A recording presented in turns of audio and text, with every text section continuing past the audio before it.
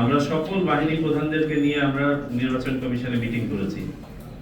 সকল বাহিনী, বাংলাদেশের সকল ইউনিফর্ম বাহিনীর প্রধানদের নিয়ে আমরা নির্বাচন কমিশনে মিটিং করেছি এবং তারা সবাই অবগত আছেন, সকল হেডকোয়ার্টার্স অবগত আছেন এটার ব্যাপারে। কার্যোপযোগী উপায় হচ্ছে সমন্বয়, সমন্বয়, সমন্বয়। এটা আমরা নির্বাচন কমিশনের সেন্ট্রাল মিটিংয়েও বলেছি, আজকেও বলছি। এবারের নির্বাচন আমাদের জাতীয় জীবনে সম্ভবত দি মোস্ট কনসিকুয়েন্সিয়াল ইলেকশন। এটার ভালো হলে যেমন আমরা ভালো দেখে ইনশাআল্লাহ একটা উত্তরণ ঘটাতে পারবো এবং সেটাই হবে ইনশাআল্লাহ। আর আল্লাহ না করুক যদি এটা ভালো করতে না পারি, তাহলে এটার পরিণতি আমাদের সবাইকে ভোগ করতে হবে।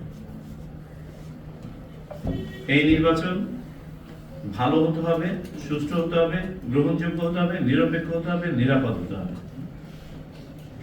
তার মানে এই না যে we are suffering from zero error syndrome, যে কোথাও কোনো ঘটনা ঘটবে না। ঘটনা ঘটবে, কিন্তু আমাকে দেখতে হবে আমি ঘটনার উপর আমার নিয়ন্ত্রণ আছে না নাই। কেউ যদি কোনো ঘটনা ঘটানোর দুঃসাহস দেখায়, তাকে আমি আইনের আওতায় আনতে পেরেছি না পারি। নির্বাচন কমিশনের পক্ষ থেকে আপনাদের প্রতি আমাদের 3 শব্দের আমরা একটা প্রিকন্ডিশন বলেছি, যে প্রিকন্ডিশন টু সাকসেস।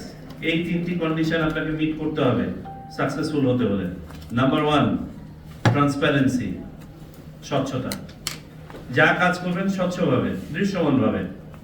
আপনি আইনের আওতায় কাজ করছেন, সুতরাং আপনার এখানে স্বচ্ছতার কোনো ইয়েই থাকার কথা না। আপনি একটা নির্দলীয় নিরপেক্ষ সরকারের অধীনে কাজ করছেন, নিরপেক্ষ নির্বাচন কমিশনের অধীনে কাজ করছেন। এই নির্বাচন কমিশন থেকে কাউকে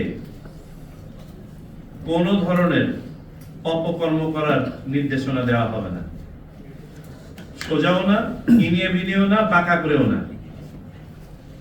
আর যদি নির্বাচন কমিশনের নাম ভাঙিয়ে কেউ আপনাকে কোনো একটা কিছু বলে, ধরে নেবেন এটা মিথ্যা কথা, তাকে আগে অ্যারেস্ট করবেন।